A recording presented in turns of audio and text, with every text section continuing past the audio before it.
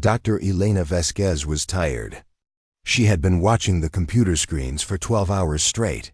The numbers and signals on the monitors all looked the same after so many hours. Green lines went up and down. Numbers changed. But nothing exciting ever happened at the Arecibo 3 space. Listening station. Elena worked the night shift because someone had to. The big radio dishes outside listened to space all the time. They heard radio waves from distant stars and galaxies. Most of the time it was just noise. Random beeps and static that meant nothing.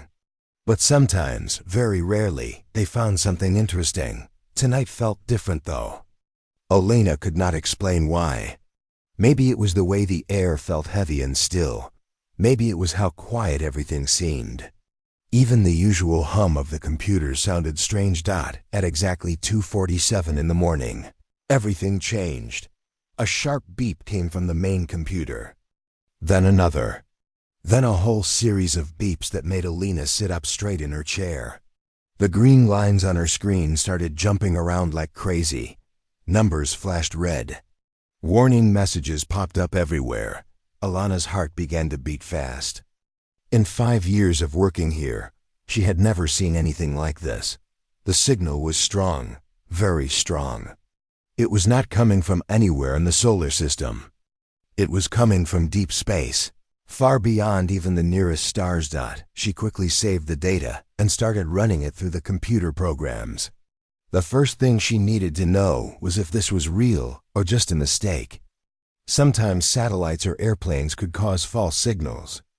But as the computer worked, Elena realized this was something else entirely. The signal had a pattern. It was not random noise. It repeated every few seconds with perfect timing. Mathematical sequences that any smart being would recognize. Prime. Numbers. The first few numbers in pi. Simple math that proved intelligence. Elena's hands shook as she typed commands into the computer. She had dreamed of this moment her whole life. First contact with beings from another world. But as the computer decoded more of the signal, her excitement turned to fear. This was not a greeting. This was a distress call. The message was written in the universal language of mathematics. Pictures made from numbers. Elena printed out the decoded images and spread them across her desk. What she saw made her blood turn cold. The first image showed a star map. Dozens of solar systems connected by lines. Some systems had bright dots next to them. Others were dark and crossed out. Someone had marked dead worlds.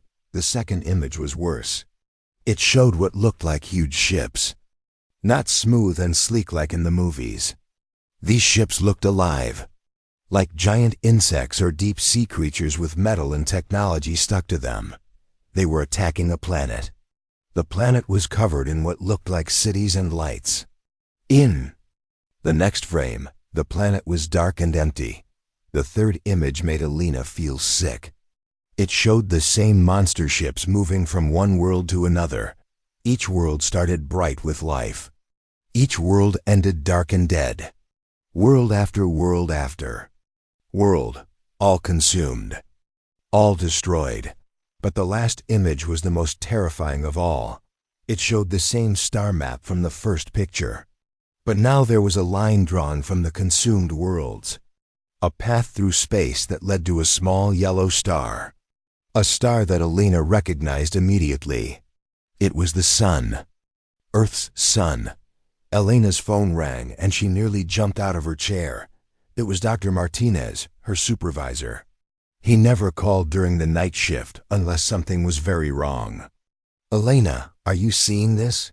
His voice sounded strange. Scared. "Yes. I am looking at it now." "How did you know?" "Because every listening station on Earth is picking up the same signal. It is being broadcast on multiple frequencies at the same time. Someone wanted to make sure we would hear it." Elena looked at the timestamp on the signal.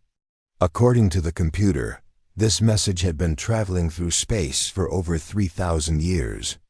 It had been bounced from one automated beacon to another across vast distances. A chain of relay stations that stretched across the galaxy.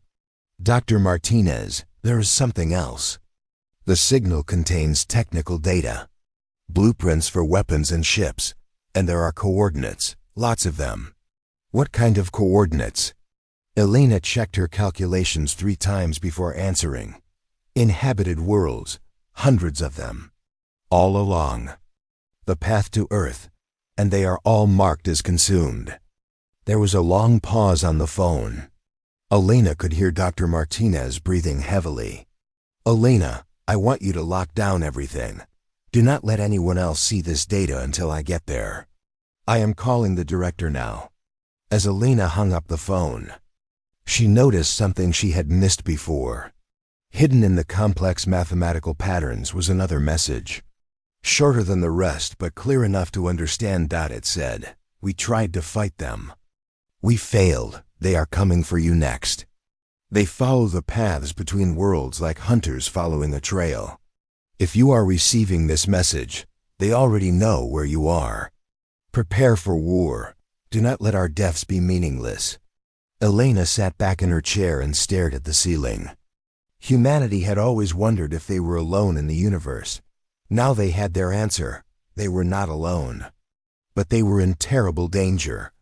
Outside, the radio dishes continued their silent watch of the stars. But now Elena knew that somewhere, out in the dark, something was watching back. Something hungry. Something that had already killed countless worlds, and it was coming for Earth. Admiral Marcus Chun had not slept in 3 days. The alien signal had reached every government on Earth. Presidents and prime ministers called emergency meetings. Military leaders studied the data with growing fear. The world had changed overnight. Marcus sat in a windowless room deep underground in the Pentagon. Around the table were the most powerful people in the military. General Sarah Kim sat across from him. She was the top expert on alien biology that Earth had never expected to need. Next to her was Dr. James Wright, who understood computers and code better than anyone else. The alien message was spread across dozens of screens around the room. Pictures of dead worlds, star maps showing paths of destruction, and most frightening of all, detailed information about something called the Devourers. "Tell me what we know," Marcus said. His voice was tired but steady. Dr. Wright cleared his throat. "The signal contains massive amounts of data. Technical blueprints for weapons we have never seen. Energy systems that work in ways we do not understand. And tactical information about an enemy that has been moving across the galaxy for millions of years." Marcus nodded. "What kind of enemy?" General Kim opened a thick folder. "They call them Devourers. According to the alien data, they are not like anything we have seen before. They are part machine, part living creature. They consume entire planets. Not just the people or animals. Everything. They eat the atmosphere, the oceans, even the rocks and metals. How many worlds have they destroyed? The star charts show thousands of dead systems, maybe tens of thousands. They move slowly, but they never stop. They follow space routes between worlds like a disease spreading through the galaxy." Marcus felt cold. "How long do we have?" Dr. Wright checked his calculations. "The signal is old, very old. But based on their speed and the path they follow, we estimate they will reach the outer edge of our solar system in 18 to 24 months." The room fell silent. 2 years to prepare for an enemy that had destroyed thousands of worlds. General Kim spoke up. "There is something else. Something the aliens who sent this message discovered before they died. Earth is not like other worlds." "What do you mean?" Kim stood up and walked to a large screen. She pulled up images from the alien database. "Look at these pictures of the worlds the Devourers attacked. All of them have something in common." Marcus studied the images. He saw peaceful-looking planets with blue skies and calm seas. Cities that looked clean and safe. Plants and animals that seemed gentle and harmless. "They all look like paradise," Marcus said. "Exactly. Every world the Devourers conquered was What scientists call a garden world, perfect climate. No dangerous weather, no poisonous plants or deadly animals. The intelligent beings that lived there never had to fight to survive. Kim pressed a button and new images appeared. These showed Earth, hurricanes tearing apart cities, volcanoes erupting, earthquakes splitting the ground open, massive waves destroying coastlines, animals fighting and hunting each other in brutal ways. Earth is different, Kim continued. Earth is what we call a death world. Almost everything here is trying to kill everything else. The weather can kill you, the animals can kill you. Even some of the plants can kill you. Humans evolved on a planet that has been trying to murder them for millions of years. Dr. Wright nodded excitedly. The alien data includes information about humans too. They studied us somehow before sending the message. They were amazed by what they found. Marcus leaned forward. What did they find? They found that humans are the most dangerous species they had ever encountered. Not because we are stronger or smarter than everyone else, but because we evolved to survive on a world that would kill most other life forms instantly. Kim pulled up more data on the screens. Look at this. Human soldiers can march for days without rest. We can survive in temperatures that would freeze or cook other species. We can eat things that would poison most aliens. We heal from injuries that would cripple others. But there is more, Dr. Wright added. The aliens discovered something about human psychology. Something that scared them more than our physical abilities. Marcus waited for him to continue. Humans do not give up, ever. Other species, when they face impossible odds, surrender or run away. Humans get angry. We fight harder when things get worse. The aliens called it suicidal stubbornness. They could not understand why humans would keep fighting when they had no chance of winning. General Kim smiled for the first time in days. The aliens were wrong about one thing, though. They thought humans were stuck on Earth. They did not know about our space programs. They did not know we had already started spreading to other worlds.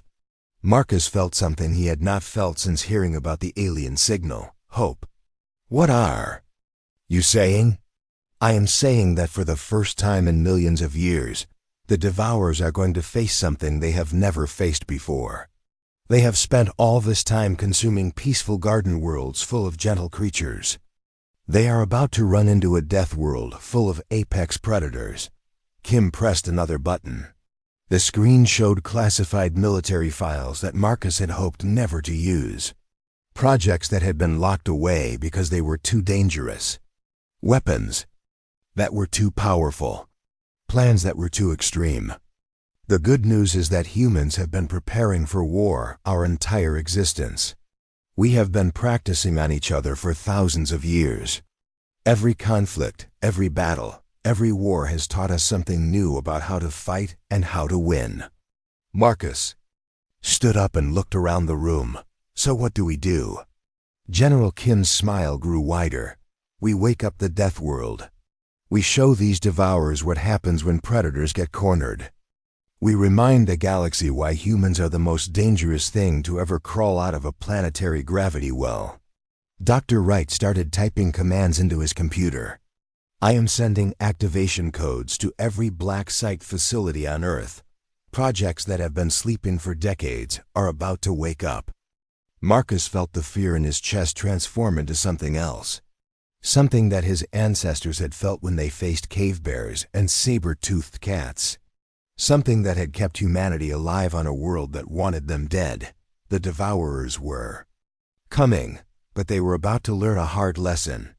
Earth was not another garden world full of easy prey. Earth was a death world, and its children were coming home to defend it. Captain Lisa Rodriguez felt her heart beating fast as she watched the enemy ships appear on her screen. They were bigger than anything she had ever seen. Dark shapes that looked like giant metal insects mixed with sea monsters. They moved wrong. Too, not smooth like human ships, but jerky and alive. Lisa commanded the mining ship Iron Wolf. It was not built for fighting. 6 months ago, it was pulling asteroids apart for metal and ice. But when the governments of Earth decided to build a defense fleet quickly, they took every ship they could find. Mining ships, cargo haulers, even old passenger liners. They stuck weapons on them and sent them out to fight. The enemy had sent 3 scout ships to the edge of the solar system. They were the size of small moons. Their surfaces crawled with what looked like metal tentacles and glowing eyes. As Lisa watched, pieces of the ships broke off and started eating nearby asteroids. They grew bigger as they fed. "Captain, we are getting a transmission from the enemy ships," said Tom, her communications officer. He looked scared. "Should I put it on the main screen?" "Do it," Lisa said. She wanted to see what they were dealing with. The screen filled with images that made everyone on the bridge feel sick. It showed planets being torn apart, cities melting under energy beams, millions of creatures running in panic as giant machines hunted them down. The images showed world after world being consumed until nothing was left but empty rock floating in space. Then came a voice. It did not sound like any language Lisa had ever heard, but somehow her brain understood the words. It was like the voice was speaking directly into her thoughts. "We are the Devourers. We have consumed 1,000 worlds. Your resistance is pointless. Surrender now and your death will be quick. Fight us and we will make your suffering last for generations." Lisa looked around at her crew. They were miners and engineers, not soldiers. But they had all volunteered to be here. She could see fear in their eyes, but she could also see something else. Anger. "Tom, open a channel back to them," Lisa said. "Captain, are you sure?" "Command said we should just observe and report back." "Open the channel." Tom pressed some buttons. "Channel open, Captain." Lisa stood up and faced the screen. She thought about what she wanted to say. How do you talk to something that has killed thousands of worlds? Then she remembered something from the alien data files. The Devourers always sent the same psychological attack to every species they met. Images of destruction and hopelessness. It worked on every garden world species they had faced, but humans were not from a garden world. "This is Captain Lisa Rodriguez of the Earth Defense Force. We got your little movie, very scary. Want to see ours?" Lisa nodded to Tom. He pressed more buttons and started sending a data package back to the enemy ships. It was something the Earth military had put together in the past few months. A highlight reel of human history. The transmission started with gladiators fighting to the death in ancient Rome. It showed medieval knights charging into battle, knowing they would probably die. It showed soldiers in World War I running across fields full of machine gun fire. It showed pilots in World War II flying planes into enemy ships on purpose. But it also showed other things. Humans climbing mountains that could kill them just for fun. People jumping out of perfectly good airplanes for sport. Humans diving to the bottom of oceans and exploring active volcanoes. Racing cars at deadly speeds. Fighting bulls with nothing but a red cloth. The transmission ended with footage from Earth itself. Hurricanes that could level cities. Earthquakes that split the ground open. Tornadoes that picked up trucks and threw them around like toys. Animals hunting and killing in ways that would give most aliens nightmares. The final image was simple text that said, "We are not like the others." For a long moment, there was silence from the enemy ships. Then the voice came back. It sounded confused and angry. "What are you? No intelligent species develops on such a hostile world. It is impossible." Lisa smiled. "Impossible is what we do best. You want to know what we are? We are the thing that crawled out of the swamp and refused to die. We are the species that looked at a world trying to kill us and decided to kill it back. We are Death World predators, and you just made a very big mistake." The enemy ships suddenly started moving faster. They were heading straight for Lisa's small fleet. She could see weapons charging up along their hulls. Bright lights that meant death. All ships, this is Rodriguez. They are coming at us. Remember what we practiced. Hit them hard and hit them fast. Make them remember this day. The battle lasted only 10 minutes. But in those 10 minutes, something happened that the Devourers had never experienced before. The human ships did not try to run away. They did not surrender when things looked hopeless. Instead, they flew straight at the enemy like missiles. Lisa's ship took heavy damage, but she kept flying. When her main engines failed, she used the backup thrusters. When her weapons overheated, she rammed her ship into the side of an enemy vessel. The explosion tore apart both ships, but it also sent a message. The other human ships followed her example. They fought like cornered animals. When their weapons failed, they used their ships as weapons. When their ships were destroyed, the crews kept fighting in escape pods and maintenance suits. By the end of the battle, all 3 enemy scout ships were destroyed. But only 2 human ships survived. The cost was terrible, but the message was clear. As the surviving human ships limped back to base, they received an urgent transmission from the main enemy fleet. It was not another psychological attack. It was something the Devourers had never sent before. It was a retreat order. The transmission was intercepted by listening posts throughout the solar system. The enemy was calling back to their main fleet with a priority alert. Abort mission.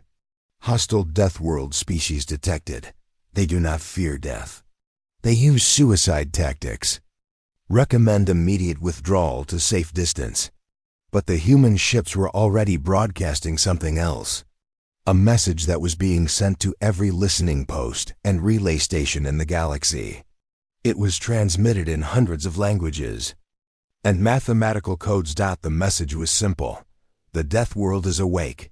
If you are hiding and waiting to die, stop waiting. Help is coming. For the first time in millions of years, the Devourers had been forced to retreat. And across the galaxy, the survivors of 1,000 dead worlds heard something they had not heard in generations. Hope. Commander Zara Okafor was working late in the Deep Space Communications Center when the first response signal came in. It had been 6 months since Captain Rodriguez and her brave crew had sent their message of hope across the galaxy. Since then, the big radio dishes had been listening for any reply. The signal was weak and came from a star system 200 light-years away. When the computers decoded it, Zara could hardly believe what she was reading. It was a message from survivors. Real living beings who had been hiding since the Devourers destroyed their world. We are the remnants of Kepler 442b. 47 of us remain in underground shelters. We heard your message. Are you really coming to help? We have been hiding for 300 years. Zara felt tears in her eyes. These people had been alone and terrified for longer than humans had been flying airplanes. But they had survived.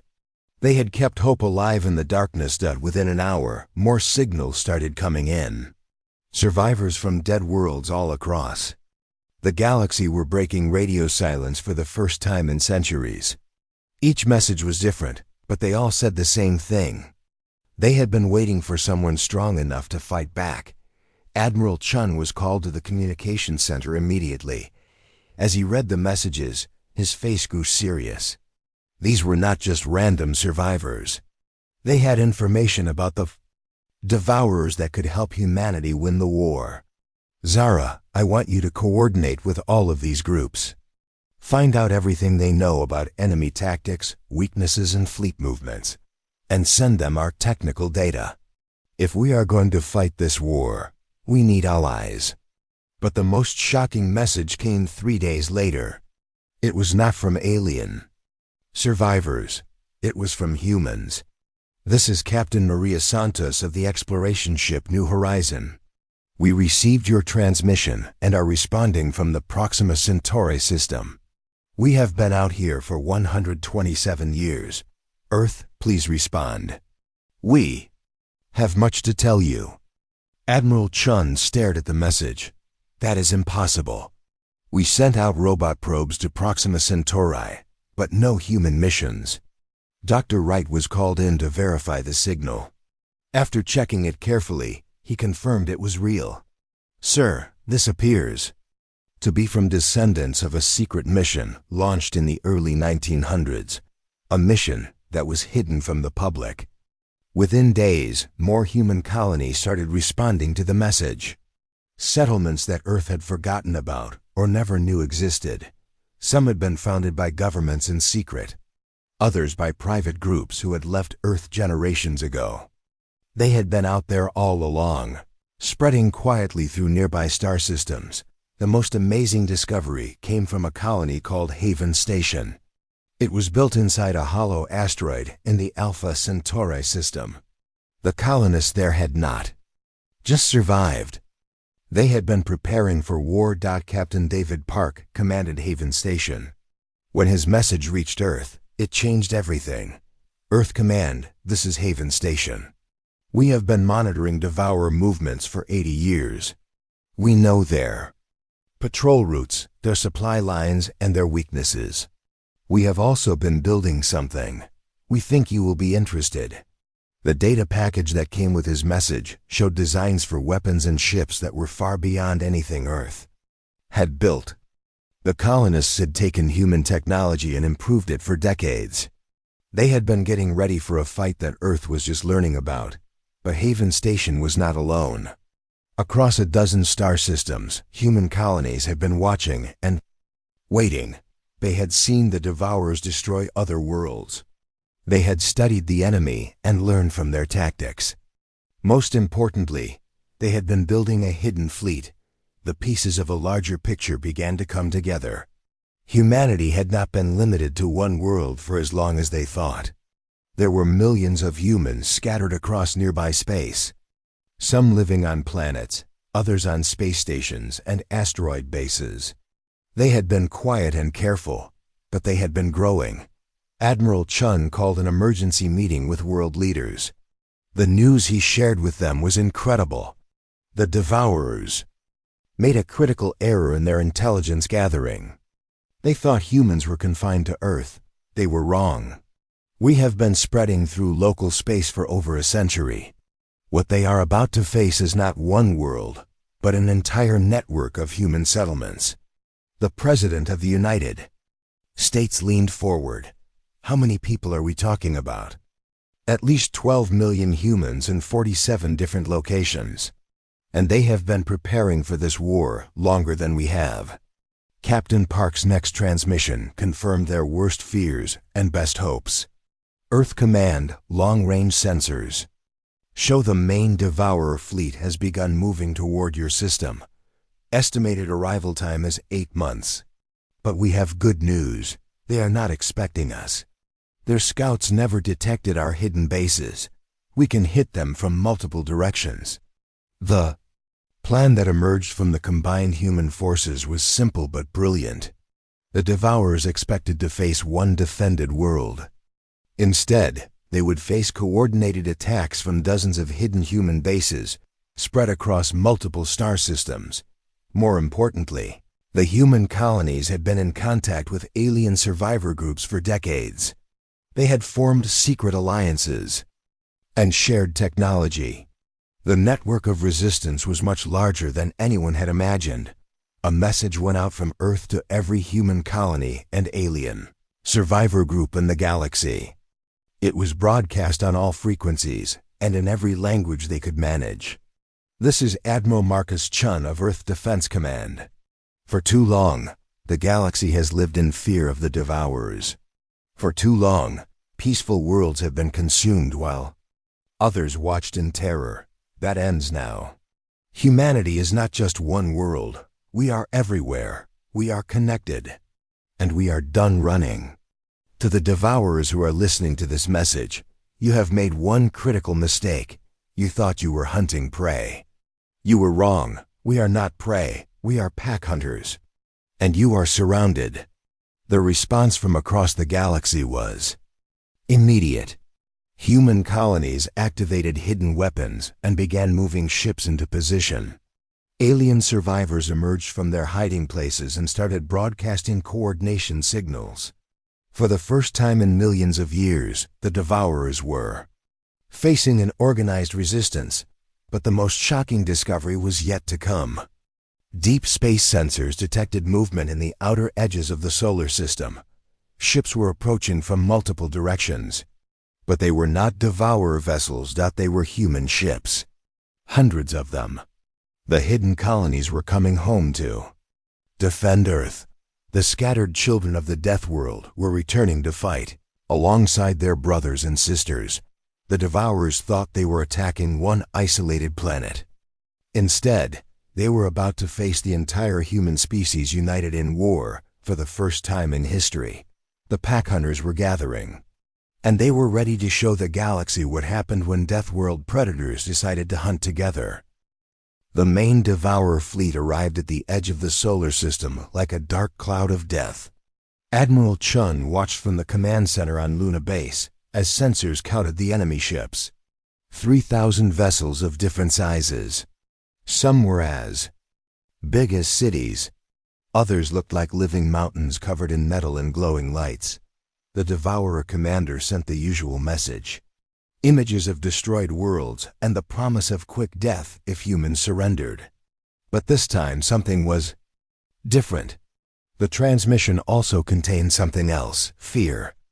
"Deathworld species," the alien voice said. "You have caused damage to our advanced scouts, but you are only one world. We are the swarm that has consumed 1,000,000 worlds. Your resistance ends now."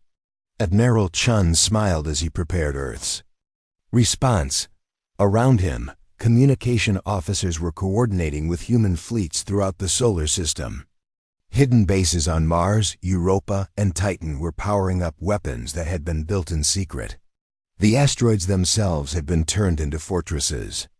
"This is Admiral Marcus Chun of the United Earth Defense Force," he said into the transmitter.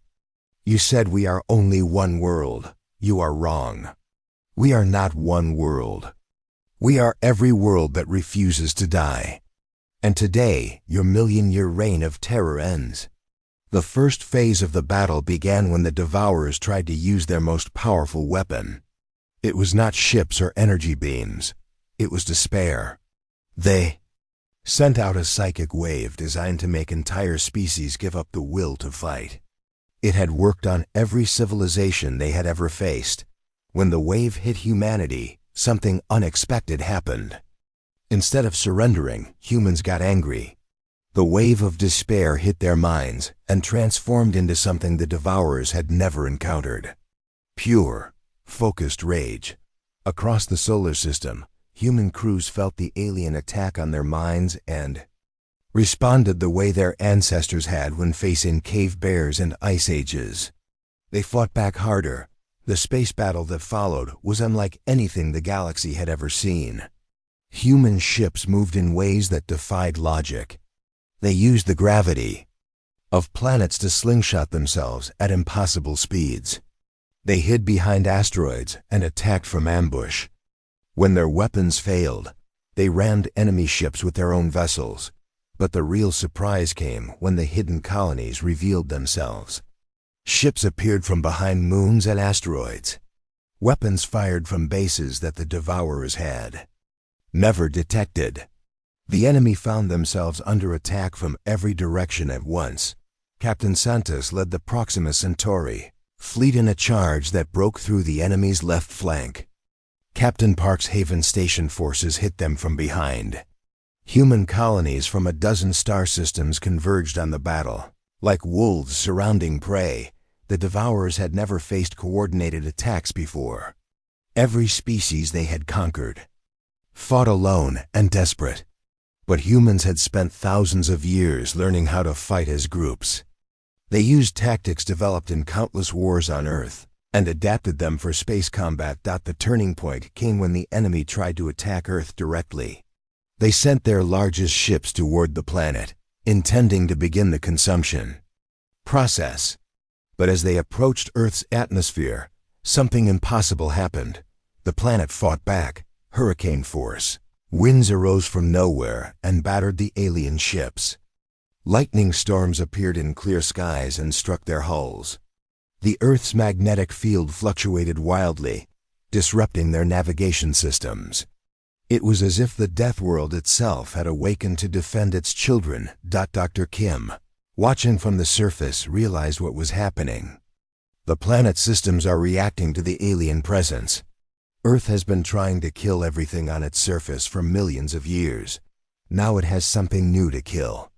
The Devourer ships that entered Earth's atmosphere were torn apart by winds that could level mountains. Those that tried to land found the ground itself hostile. Earthquakes opened beneath them. Volcanoes erupted where none had existed before. The very rocks seemed to rebel against the invaders. But the most devastating attack came from an unexpected source. The alien survivors that humanity had contacted were not just hiding and waiting. They had been preparing their own revenge. Ships appeared throughout the battle zone. Not human vessels, but alien craft that had been hidden for centuries. The survivors of 100 dead worlds had emerged from their hiding places to join the fight. They knew the Devourer's weaknesses better than anyone. The combined fleet of humans and alien survivors fought with a fury that shocked the enemy. These were not separate species fighting alone. They were a united force of beings who had refused to give up hope. The final blow came when Captain Rodriguez, thought dead from the first battle, appeared in a ship that should not have existed. She had survived her crash and been rescued by the hidden human colonies. They had given her something special. A ship built from Devourer technology and powered by human determination. "This is Rodriguez." Her voice crackled across all communication channels. "Remember me? I am the one who sent you running before. Now let me show you what we learned from your own technology." Her ship fired a weapon that the Devourers recognized with horror. It was their own planet-killing beam, but modified and improved by human engineers. The blast tore through the enemy flagship like it was made of paper. The destruction of their command ship sent panic through the Devourer fleet. For the first time in their existence, they were losing a battle. Their 1,000-year-old tactics were useless against an enemy that refused to follow the rules. The surviving enemy ships tried to retreat, but they found their escape routes blocked. Human forces had surrounded them completely. There was nowhere to run. The last Devourer commander sent one final transmission before his ship was destroyed. "What are you? This is impossible. No species can survive on a death world. No species fights like this." Admiral Chun answered as human ships closed in for the final attack. "We are what happens when a death world creates its own children. We are the survivors of ice ages and asteroid impacts. We are the species that looked at a hostile universe and decided to make it our home. We are humanity, and we are done being afraid." The battle ended when the last Devourer ship exploded in a burst of light that could be seen from Earth's surface. The ancient enemy that had consumed 1,000,000 worlds was finally defeated. In the days that followed, human and alien ships spread throughout the galaxy. They hunted down the remaining Devourer forces hiding in distant systems. They liberated worlds that had been enslaved for centuries. They brought hope to civilizations that had forgotten what freedom looked like. The galaxy would never be the same. The age of the Devourers was over. The age of the Death World species had begun. And across 1,000,000 stars, beings who had lived in fear for millennia finally felt safe. Enough to look up at the sky and dream of a better future. Humanity had answered the call for help that had taken thousands of years to reach them. And in doing so, they had become the guardians of a galaxy that would never again face extinction alone.